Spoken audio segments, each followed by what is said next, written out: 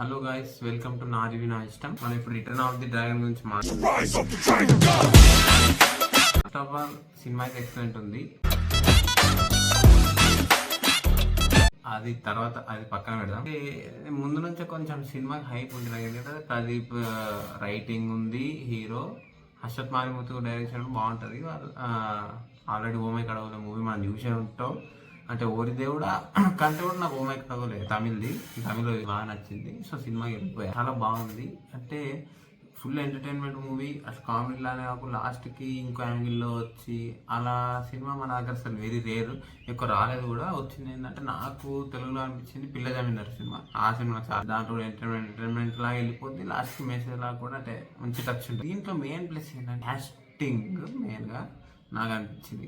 Writing first, తర్వాత casting. Pradeep అన్న role ప్రతి ఫేజ్ లో అంటే బ్యాడ్ క్యారెక్టర్ అంటే సీరియస్నెస్ లేని క్యారెక్టర్ బ్యాడ్ చేస్తేనే గ్రేట్ అనుకుంటారు. యాక్చువల్లీ నాకు బ్యాడ్ బాయ్స్ అంటేనే చాలా ఇష్టం. అనే లూప్ లో ఉంటే బాగా సెట్ అయిపోయింది. తర్వాత రెస్పాన్సిబిలిటీ, ఫ్రాడ్ అట్లాంటివి.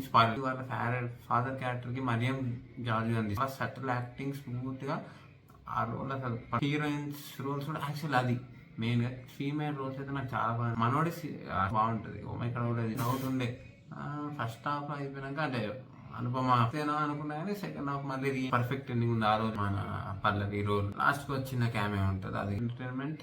లాస్ట్ కి ఆ మెసేజ్ కానీ ఏదో ప్రీచ్ చేసినట్టు కాకుండా సపరేషన్, డిప్రెషన్, అప్రెషన్ సినిమాలో అవి అన్న క్యాస్ట్ అది అట్లా అసలు అవి ఇలా మెసేజ్ ఇవ్వడం అసలు ప్రీచ్ కాకుండా ఎంటర్టైన్మెంట్. ఇది అందరి వల్ల కాదు.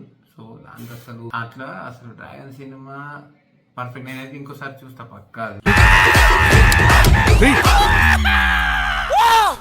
ఏంటి అది మీకు చెప్తే అర్థం కాదు సార్. అట్లానే కావాలి 10 నిమిషాలకి అరే వీడియో ఇట్లున్నాడు, వీడియో ఇంకో ఈ డెసిషన్ ఒక సంఘటన వల్ల ఒక్కో డెసిషన్ తీసుకుంటూ వెళ్ళిపోతా కొట్టదు.